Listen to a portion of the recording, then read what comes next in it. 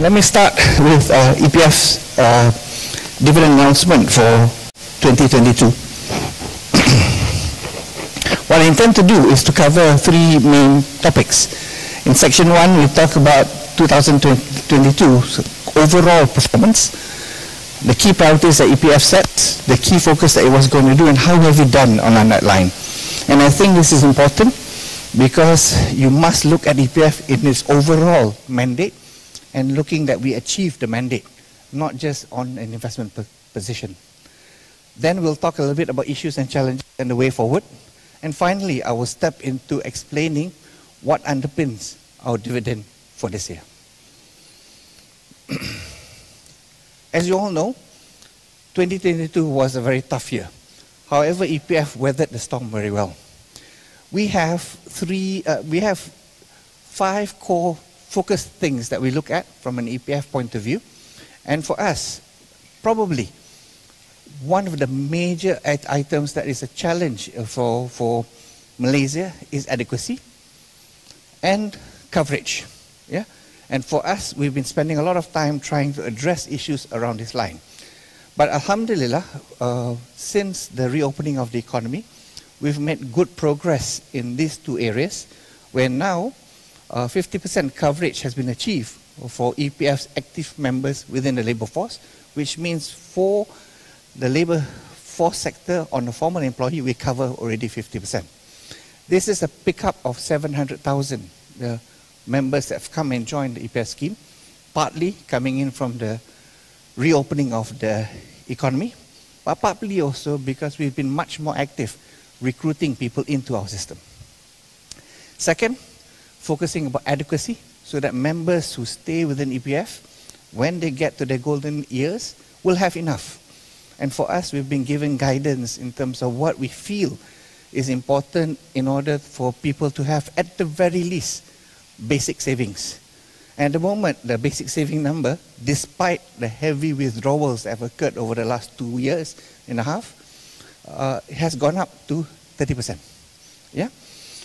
Of which, today, the total number that have achieved basic saving targets is 30%, with a pickup of 92,000 members higher than the previous year. The third is actually making sure that when we service our members, we service them well. And I'm glad to say that the experience level in servicing from a net promoter score in EPF has also gone up. And we now a net promoter score of 52%, which means they are much more supporters than detractors that come in after they're handled and serviced within EPF. It's a pickup of 19 percentage points compared to the previous year.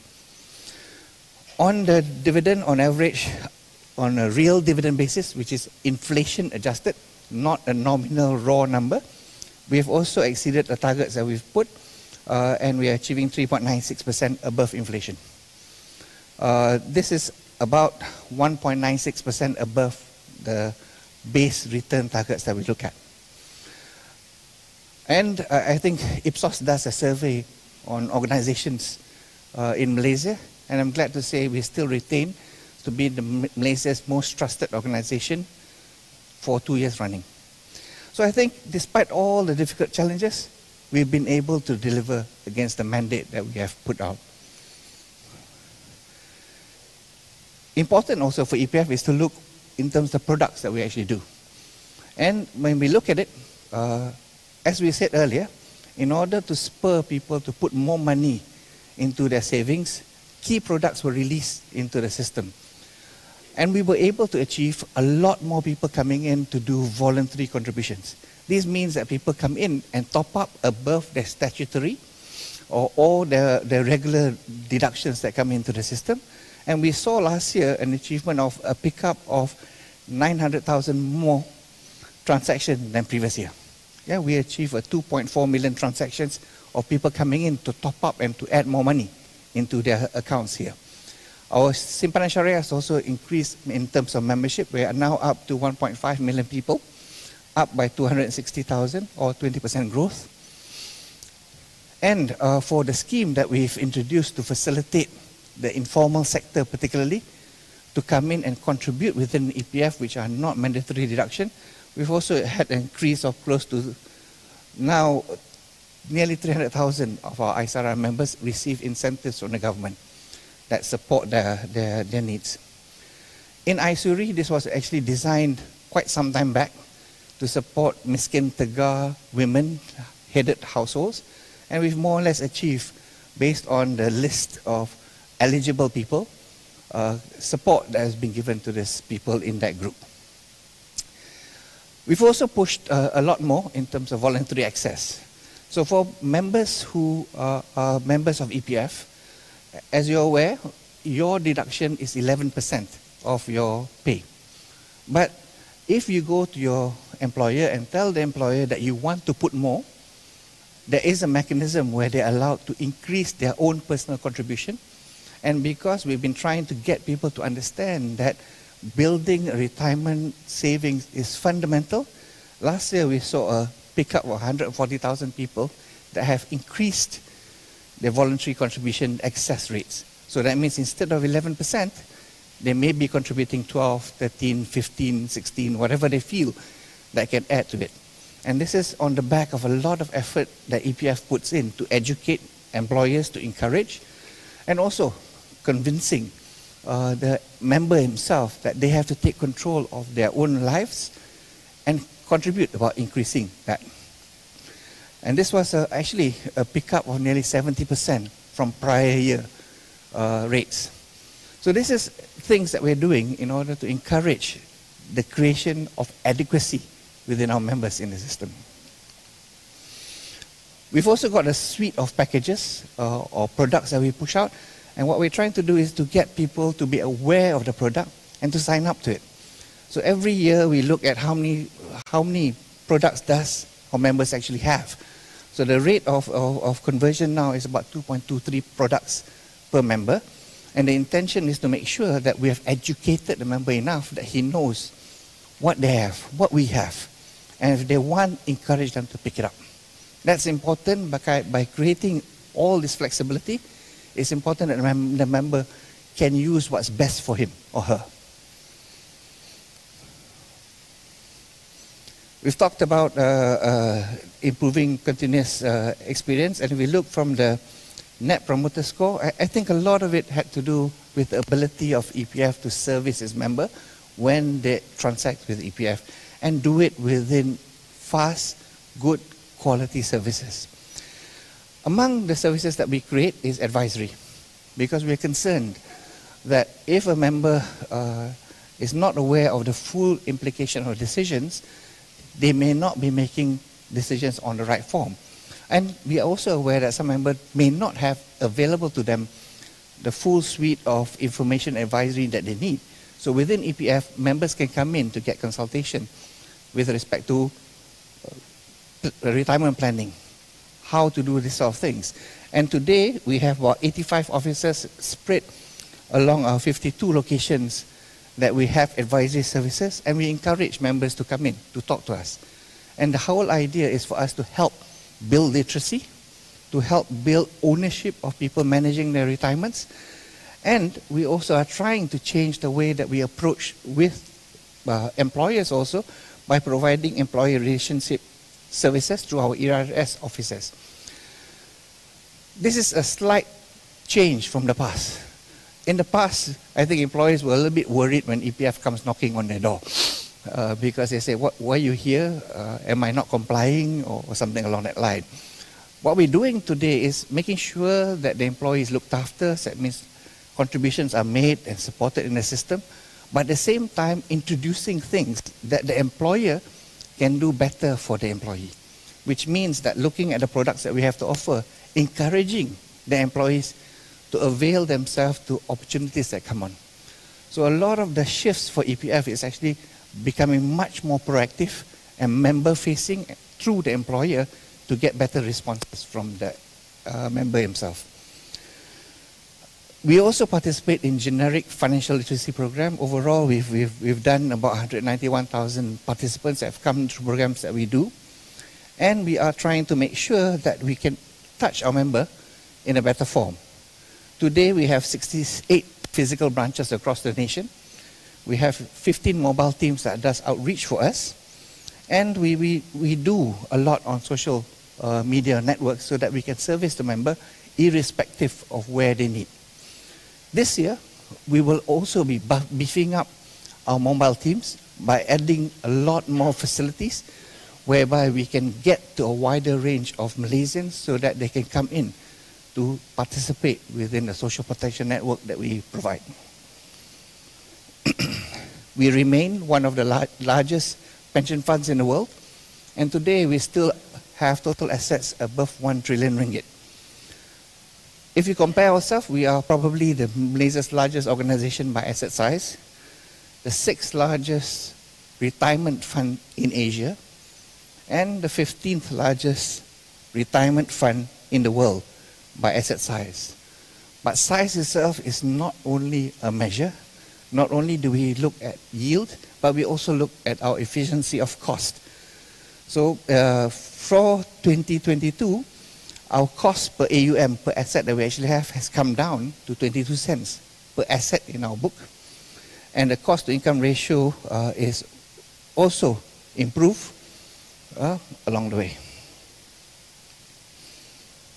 Today, our presence is in 5 continents in the world, spreading over 40 countries. This means that we have asset exposure in all these 40 countries. This is important because part of the tenet of our asset allocation mechanism is diversification, so we will get a better balance in our portfolio. You've heard a lot of this over the years, and it's important that we report this, especially in light of the 4 withdrawal schemes that EPF has been put through over the last 2.5 years. Today, if you look at it, our members' basic saving achievement by age, about 19% of members, active members, have actually achieved basic saving by the time they'll get to 55, if they keep on the track. We think that this minimum threshold needs to be pushed harder. We need to get more Malaysians able to get to, at the very least, basic saving. What does basic saving mean? It means that by the time you get to the age of 55, you should have, at the very least, 240,000 for your retirement years. If you think about life expectancy, today life expectancy in Malaysia is 75. That means by the time you're 55, your fund should be adequate enough to cover you to the time you retire at 75. So 240,000 divided by 20 years gives you on average about 1,000 ringgit a month at retirement. That to us is just basic savings you need. No frills, yeah, but just enough for you to be able to survive. The scary thing for EPF is actually the number we showed earlier. Only 19% of our total active members today have reached the thresholds that we've had set for basic saving. We need to do better. The country needs to do better. And the country needs to focus in terms of addressing a potential retirement crisis. Yeah? The pengelorans have not helped this. Yeah? So we need to make sure that we continue to bring more and more people into the scheme. They need to invest in their own time to increase their savings so that when it comes, because it's inevitable, people who work will retire at some point. We must have enough. And as Malaysians live longer, we must make sure that threshold gets stronger over the year. Ultimately, we want to also migrate our member to think about what actually is adequate saving. Because basic saving is just bare threshold. And at the moment, from an EPF point of view, the adequate saving number should be 600,000 by the time you retire. At the moment, within our membership base, only 3% of our membership base reaches this point.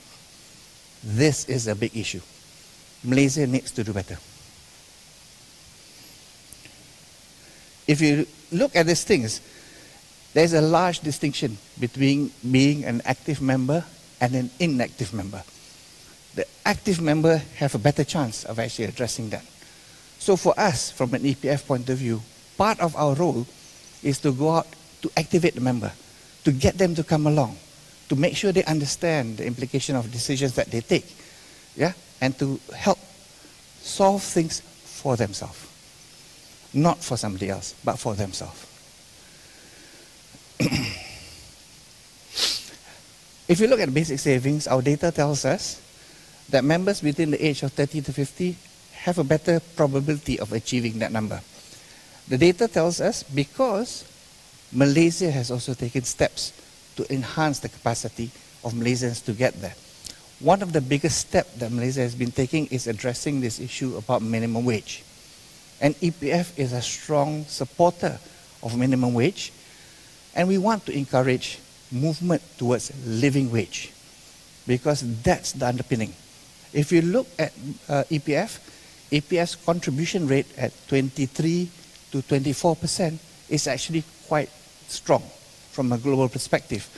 But if wage levels remain low, your saving will never be big enough. So what we have to do is encourage that the living and the wage needs to go up so that people will have enough. Yeah? When Malaysia moved the minimum wage up in 2012, then later on last year we saw it move up to 1,500, the cohorts of people who were within those age group were able to enjoy, and they were able to close the gap. Yeah? So you can see between the ages of 31 to 40, 41 to 50, they've had time to build it up, and their achievement rate gets better. So for us, continue to push this along the line. Support that, and we will help people get to the point that they can be comfortable enough by the time they retire. For the younger generation, I'm not too worried yet, because they still have a long runway before they retire. We need to make sure that they stay on track. Yeah? They don't fall off. The key problem that is eminent is actually the group which is in the 51 to 55. In the group who are in 51 and 55, only 36% of them achieve basic saving, which is 1,000 ringgit a month for 20 years. Yeah? And if this continues, this group of people will have a big issue come retirement. It's not so far away over 55. Actually, I'm 55. And I have to be very worried that I have a lot of friends that are in this position. Yeah? We have to get them and solve it, and more importantly, help the younger ones also to remember, support, build, save, yeah? Because it is your life that you'll be living in the future. You all know this number. It's been talked about a lot. Just to remind you, in total, 45.5 billion ringgit was released to the membership over the last 2.5 years. Yeah? We understand the challenges and the pressures that happen for Malaysia. And I think you can draw parallels of the need to support during an unprecedented pandemic that Malaysia was into. However, even today, our data shows us the economy is back. There are more people working in Malaysia today than there was pre-pandemic. Our data is also showing that average wages that we're seeing in the system is higher than pre-pandemic. Therefore, the urgency for more withdrawals is not something that EPF of allowing withdrawals is material for the longer term. Actually, if you look at 145.5 billion, the total withdrawal of 145.5 billion is bigger than GDPs of 100 countries in the world. That's how much we've taken out. This is data that some of our friends in the government has helped us articulate out. The effect of the withdrawals have dramatically affected demographics within EPF. Yeah? And if you look at it, the Bumi Putra section has been the most widely affected from the savings within EPF because they have been withdrawing a lot of money. Pre-COVID, the median saving of Bumi Putras in the fund was 15.5 thousand. It transcends from the young to the older parts, so that we expect it not to hit 240,000. But the basic saving has been reduced by 70% because withdrawals have occurred. And this group has been the more prevalent group that has been prevailing themselves to the schemes that exist. The Chinese community has been pretty well grounded. They've continued to put in, and I think that's good. It facilitates and takes ownership of their lives by the time they retire and gives them a better chance to get and support retirement. The Indian community, like the Mubutras, have also prevailed a lot for withdrawals, and they have dropped also for the median saving in EPF, about 40%. So for us, we cannot allow more withdrawals because the base now, when you get down to the racial dynamics within the country, has gotten too low for some groups within the scheme. If you look at the distribution of money within EPF, the top 20 actually managed to ride out the pandemic reasonably well. The fund's median has actually grown by 9%. The bottom end of society, because they've been taking out to ride out the support, have dropped by more than 76%. Yeah? Therefore, we have a large inequality developing from funds available within the system. Hence, one of key things that EPF is doing and continues to push is to help the bottom group to recognize this as a problem and to bring them along so that they can help themselves by growing their position. What we must not do is continue to allow this to spread even further. And to us, the biggest risk is pengeluaran, so EPF will not be favoring pengelurans going forward. We understand challenges that some of our members may have, but we must find a different way to address that. As I talked about just now, we said that helping our members build adequate funds is important. But we need to also look at what are the reasons also that has affected the ability of our members to grow their savings within EPF. And I think one of Malaysia's big issues is a low wage structure. And as a country, philosophically, we must push on and we must address this issue of moving towards living wage. And if I look at the data of EPF, today, within our membership, 44% of my membership who are active, who are contributing into the scheme, have wage below 2,000 ringgit. Yeah? 81% of my active members earn less than 5,000 ringgit. This is too low. And we will support the initiative to push towards living wage. If you look at the demographics, it doesn't matter whether you're male or female. Yeah? Actually, the whole issue is prevalent, irrespective of gender. The second thing is we need to look at our withdrawal scheme, the formal, proper withdrawal scheme. Yeah? Whereas EPF evolved, when it first started, the first age that you can withdraw money was 55, because that was the old retirement age.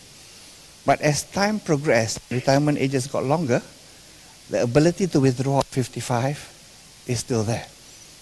And the problem we face, based on the data and research that we do, is that people who take out money, and if they take out fully within EPF, the ability for them to ride out is no more than 5 years. Yeah? So by the time they actually retire, there's nothing left. Yeah? So we need to evolve the scheme to the point that maybe some realignments along this need to be looked at, but introduced in a reasonable manner. As I said just now, the increasing minimum wage has helped us facilitate improvements by the cohorts that we see. Therefore, we continue to want to see this increase because it will push and elevate the pressure of retirement if minimum wage actually comes up. As I said, the contribution rate is not wrong, it's good, but we have to increase the base so that people can get to that point.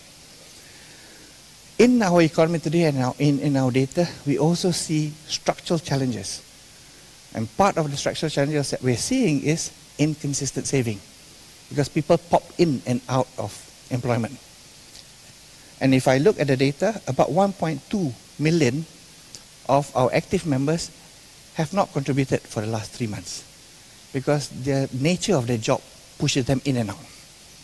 So some stability, some base, some better quality employment, it will help us to support this in a better form. There are still about 5.4 million inactive members who are below 55. The key question to EPF is, what are we doing to help address this group?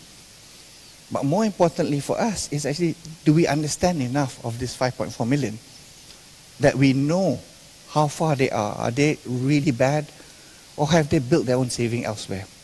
Our own cursory review has shown that savings in other institutions are not big enough to compensate for them not appearing in this list. So we need to do better in dragging and increasing coverages across the board. This one is a scary thought for me, because sometimes what people don't understand, they can't react to. And from surveys that we've been running for years, we're seeing that financial literacy in Malaysia is actually very, very low. I think the number is upside down. Malaysia is actually 29%, and EPF members are 36%. Yeah, we just have to address that. If you compare that versus the world, yeah, the world's averages in terms of financial literacy based on sample questions that have gone up, yeah, indicate that other people are doing better at educating their people. What does financial literacy mean? So they understand when they make choices. And choices are about very simple things. Do we understand if we put investments in one fund or the other? One fund is a fixed rate, the other one is a compounding rate, which is better. But if they don't understand that, then they can't make that choice. They need to understand what happens if you don't put money in and allow it to compound for a long time. And that allows the money to grow at a faster rate. The bigger and longer you stay, the better it is. Because the understanding of time value of money is short. Yeah? So a lot of this understanding needs to be embedded. And within Malaysia, we are working together with Bank Negara, the banks, through the Financial Education Network to improve this balance.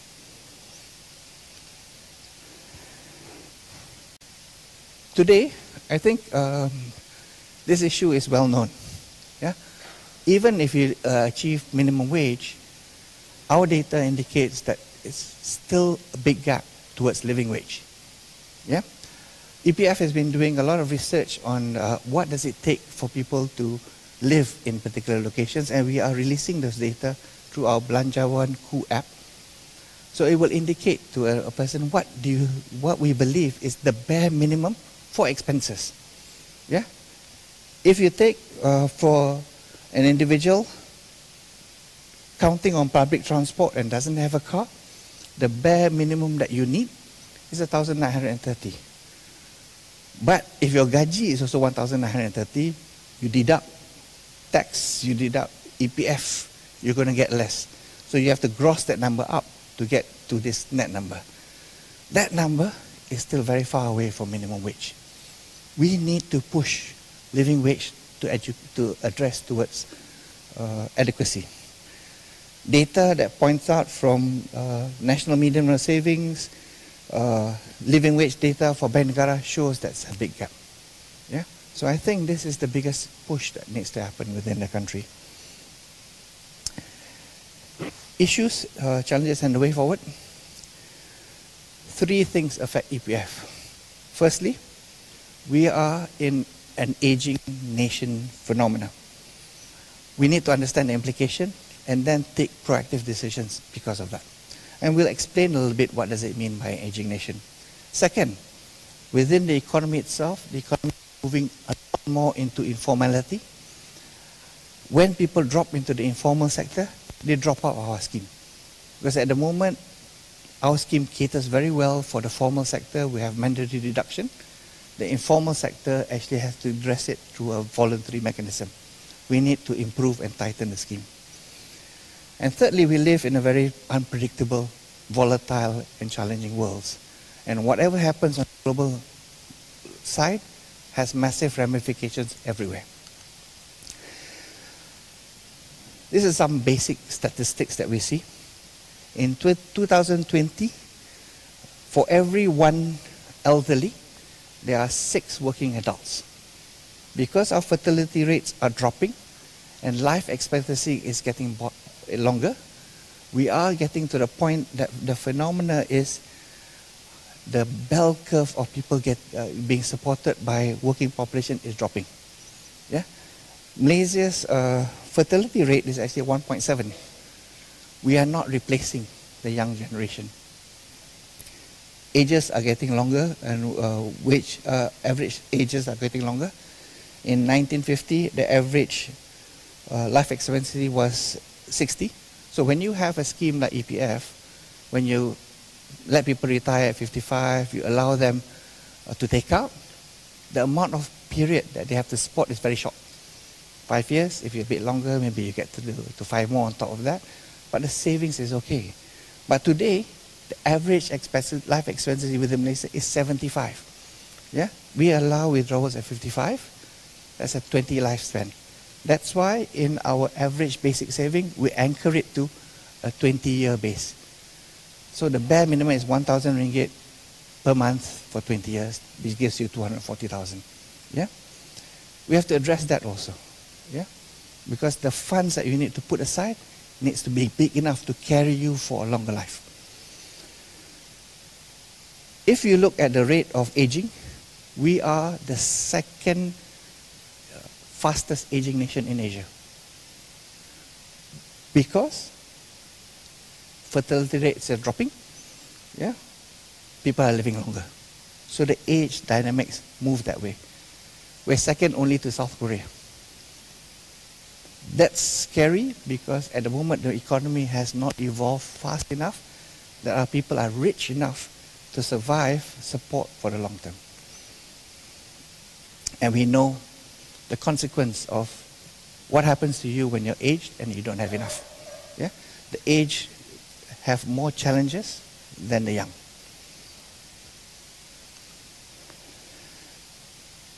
More than half of the labour force in Malaysia actually not covered by any form of legislation on pension and retirement, particularly the informal sector.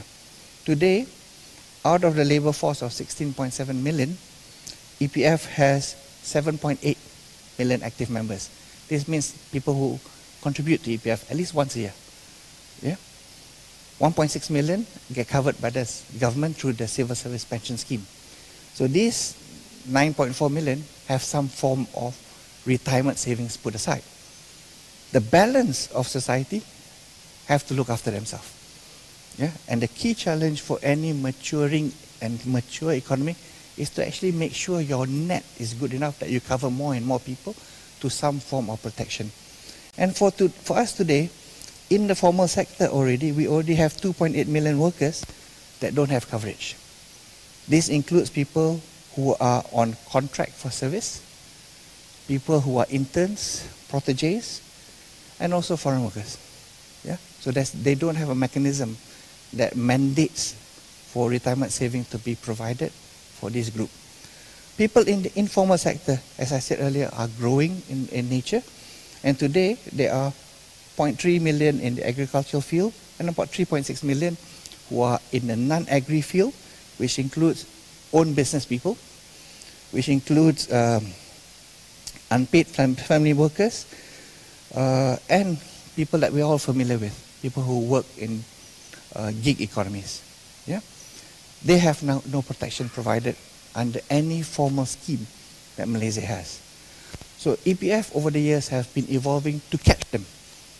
But because the statutory obligation doesn't allow us to do mandatory deductions, the only way we can do it is to encourage them through incentives or by convincing them to do it themselves through voluntary contribution. We hope to evolve this scheme so that we don't leave people unprotected. And we have to do better because as people age, and we saw the number,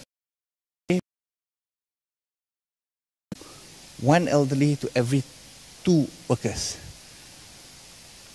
The fiscal system of the government will not be strong enough to support 1 in 2.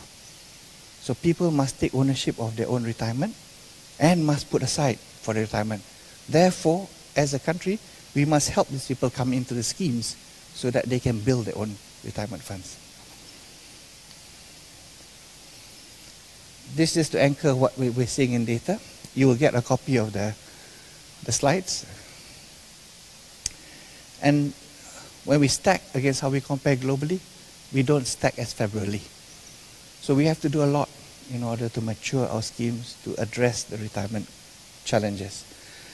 So from an EPF point of view, our focus, as we said earlier, the first slide I showed you, what is our focus? Increase adequacy, increase coverage. Two main issues that can help Malaysia overcome the retirement crisis. That's where EPF will put a lot of its effort to get Malaysia over the hump. So there are a lot of other groups of people that are not covered today. We want to bring them into coverage. Last year, I think we saw a lot of challenges in the world. The world got to be very, very volatile. We had the war break out between Ukraine and Russia.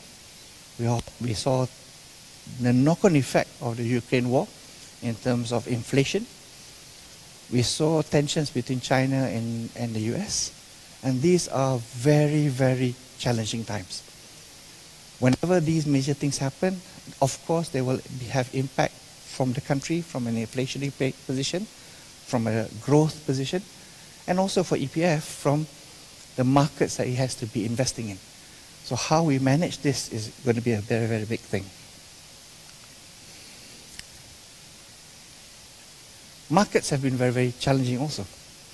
If I look from 2015 to 2022, and we focus on last year, the performance was very, very challenging because KLCI was lower by 4.6%. ASEAN was down by 9.1%, and the developed economies dropped by 20% in terms of the financial market, the stock markets. Yeah?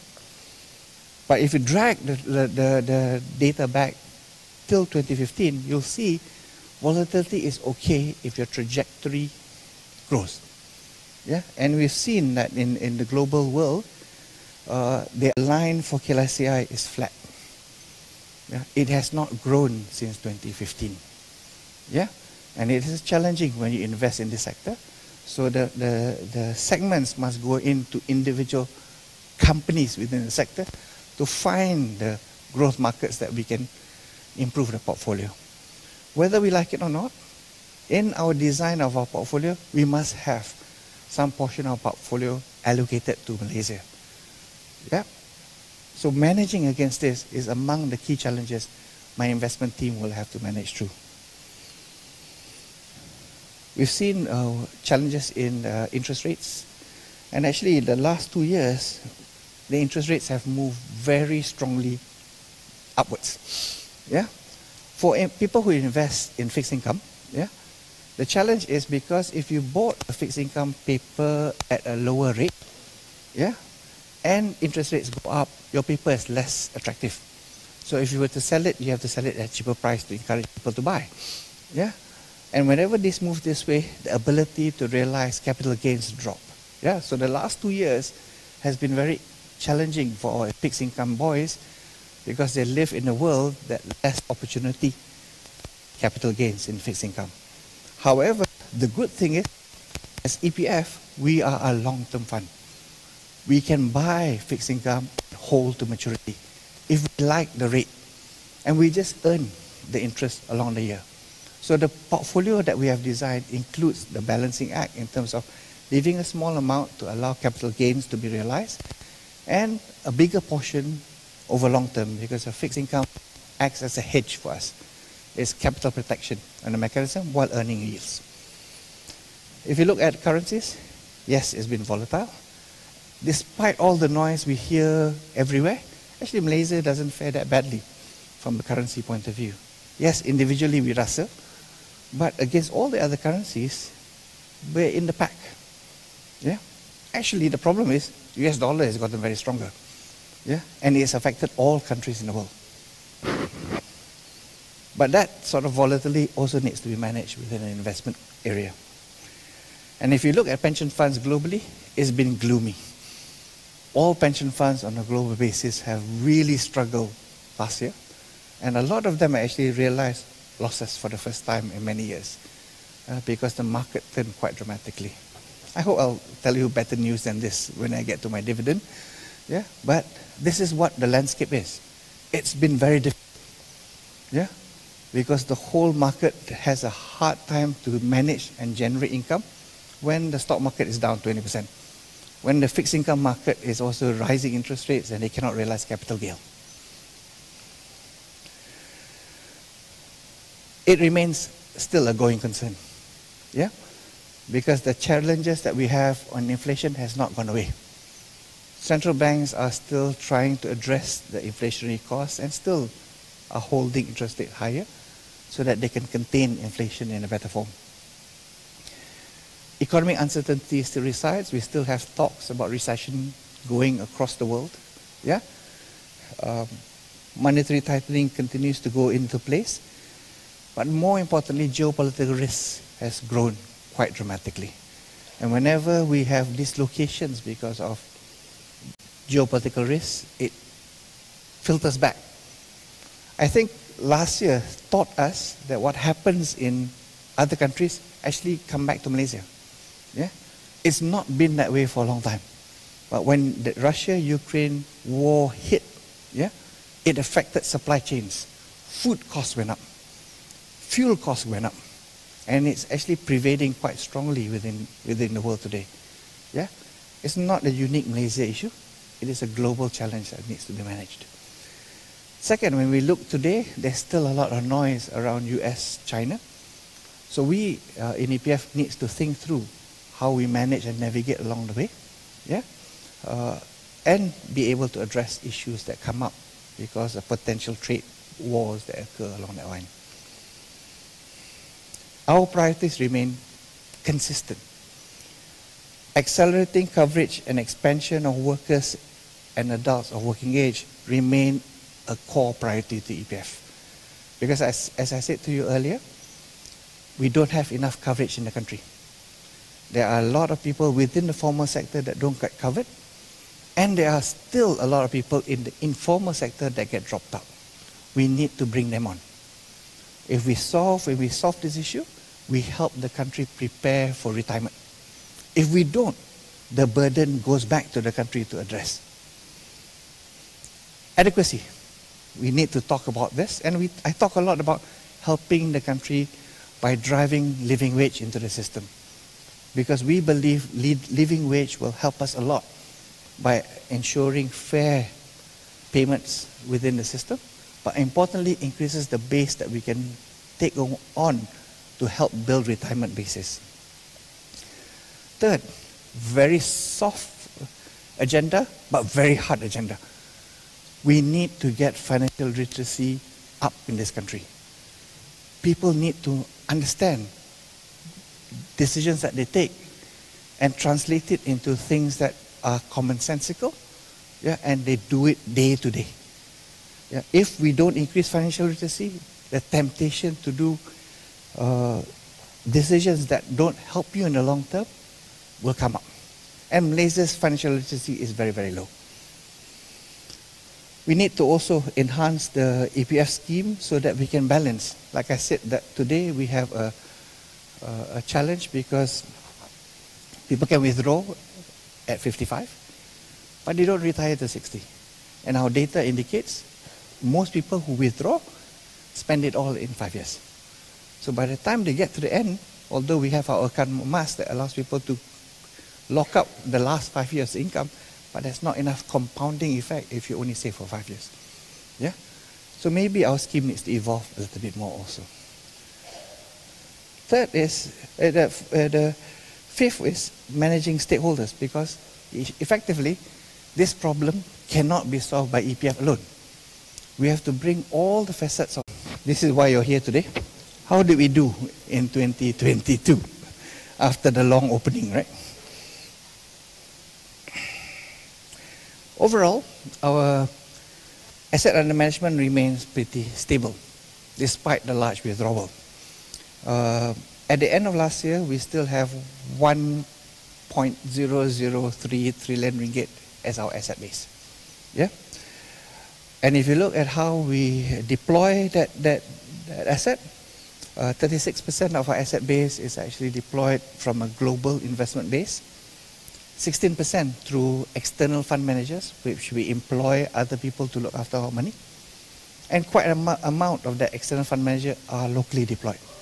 Because this is part and parcel of what EPF also does to induce the creation of a vibrant, strong financial market in Malaysia by creating other people who can actually participate in the market. It is an unstated role. We make sure that the yields from the external fund manager are good, but more participants, better still, and deepens the market.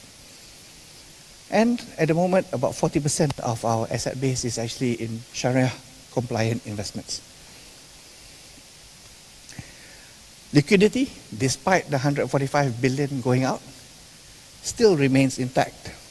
We've been doing quite a lot of liquidity management over the years, and that's allowed us to manage through the withdrawal, and the most recent withdrawal, 44.6 billion pengeluaran khas was released to the member April last year.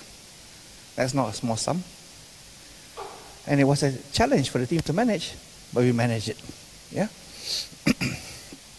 All in all, 2022, we collected 87 billion from contributions, but total withdrawal was 91 because the pengeluaran khas were very large.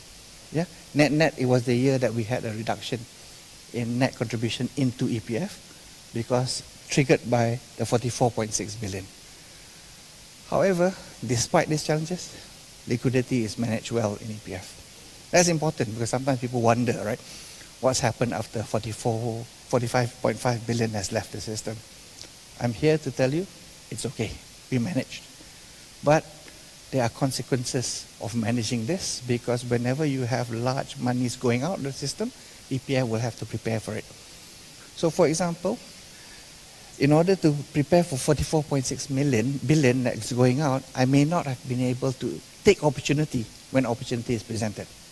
In order to create liquidity, if I have had dividends that have been received, which I normally would have reinvested, I would have to put it into a cash basis that earns less. So the net yield will not be as high while I'm waiting for this pengeluaran to actually happen. Yeah?